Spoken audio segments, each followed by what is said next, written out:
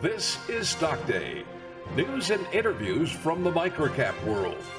Public information on the OTC, pink sheets, and microcap stocks from around the world. With your host, Everett Jolly.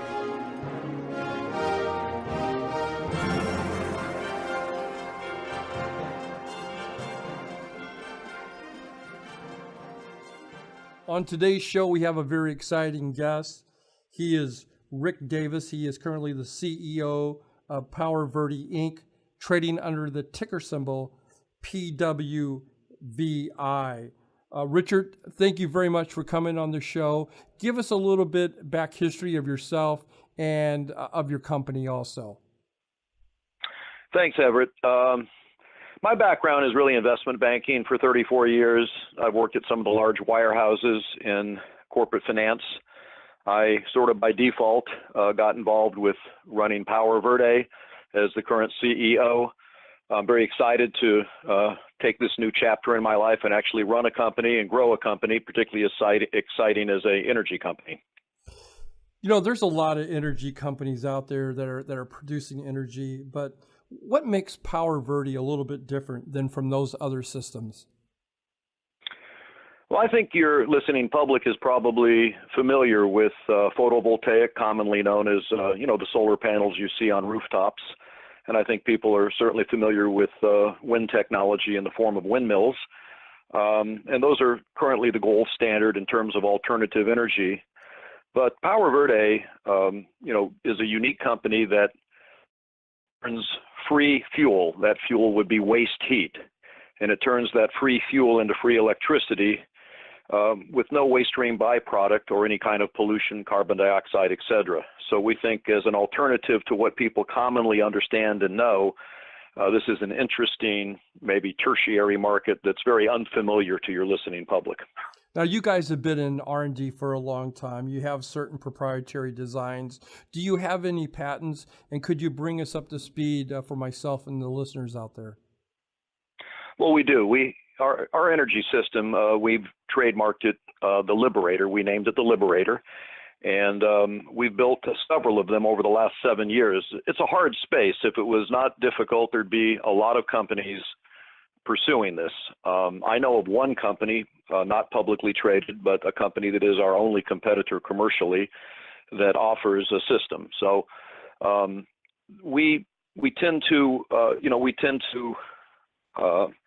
believe that the public out there deserves more than what is available. If these other modalities or technologies really worked, we wouldn't have an energy crisis. We know that fossil fuels have come down in price, and maybe that's temporary. I think most people believe that the price of gasoline or fossil fuels will go back up. At our peak, when our stock was trading in the $4 range, fossil fuels were at $150 a barrel. So there's a momentary lull in energy prices, but I think in the long term, the public deserves many modalities of making alternative electricity. You know, what are the practical applications for these energy systems? And would you drive waste and heat? Meaning, one expects. Give us a little bit. I mean, break it down to me as simplistic as I would want to know it as a 12th grader in high school. Well, Everett, for example, every internal combustion engine, for example, the car you drive, every internal combustion engine throws off a tremendous amount of waste heat. When you start your car up and you put it in gear, you do put power to the back wheels and it moves you forward. But that's only 30% of the BTUs of that fuel that are doing that. The other 70% of those BTUs are going up in waste heat, going out through the exhaust manifolds, through the exhaust, through the radiator. So internal combustion engines are very inefficient. That's been a phenomenon that engineers have understood for a very long time. So any form of industrial manufacturing or any form of internal combustion engines, possibly generator sets or other modalities like that, create a lot of waste heat. And if you're able to capture that waste heat in the form of BTUs, and we do that through a heat transfer system and run it through the Liberator, we make free, clean, efficient electricity. Now I understand it. So you capture the offsetting heat, you capture that, and you produce that to a sort of energy for the BTUs. Is that correct? That's correct. That's one application. You know, the most waste heat produced is from the sun. The sun bathes at least half the earth in radiation heat every day. Most of that heat hits the earth and either bounces back up into the atmosphere or is absorbed into the ground.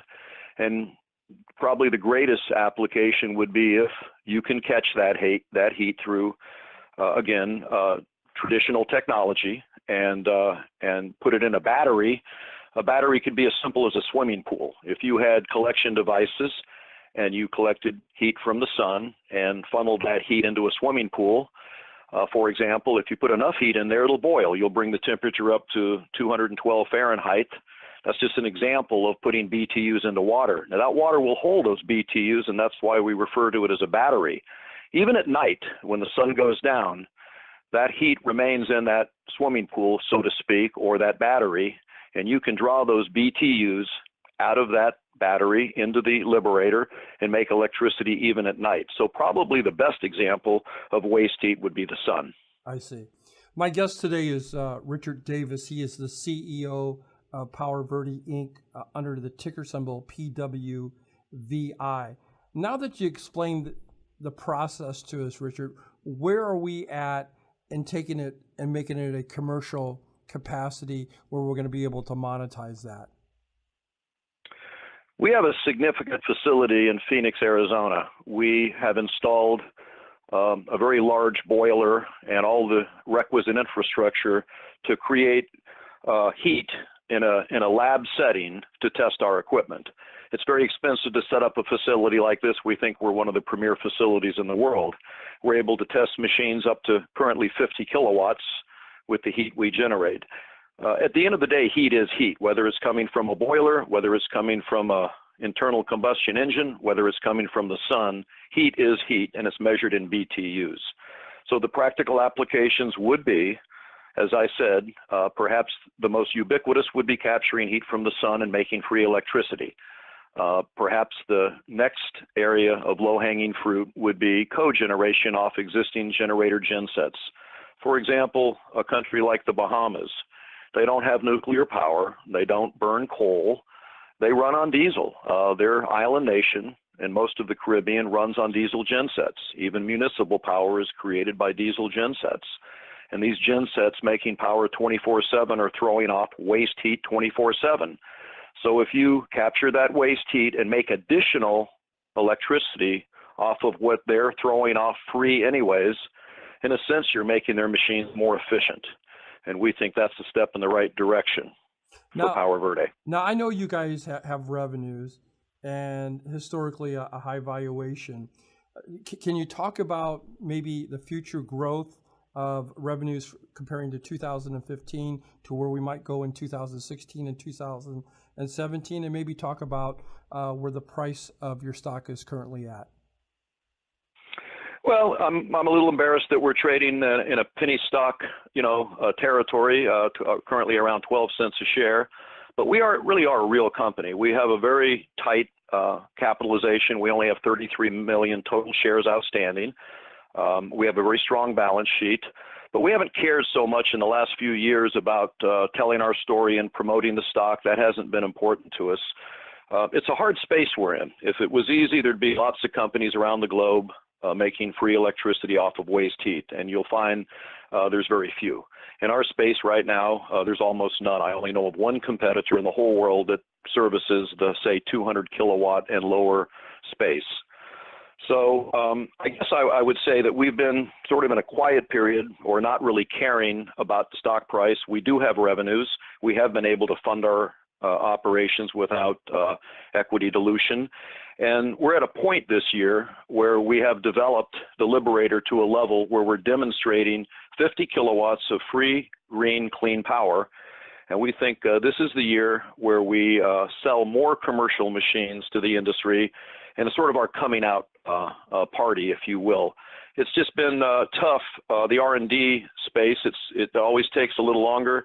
always costs a little more, and it's always a little more difficult than you envision. Absolutely. And that's sort of been our situation. My guest today is Richard Davis. He is the CEO of PowerVerde Inc. They are a fully reporting company on the OTCQB under the ticker symbol PWVI. Richard, in closing, is there anything that you want to discuss that we haven't went over that we can get out to the listeners? I just think that they should take a look at waste heat. It's a phenomena that occurs around the world, and I think the general public or lay people, it's very unfamiliar to them. This probably won't be the kind of application where every homeowner has a liberator making their electricity. But I think the applications in terms of cogeneration, in terms of remote and site-specific applications is huge. And it's been underserviced, and we think we're the company to bring the leading technology to the marketplace and be the company that redefines alternative energy. Richard Davis has been our guest today. He is the CEO of PowerVerde Inc., trading under the ticker symbol PWVI. Richard, thank you very much for coming on the show, and we will check back with you in a couple of months to see how things are going. Thank you so much, Everett. I enjoyed the session.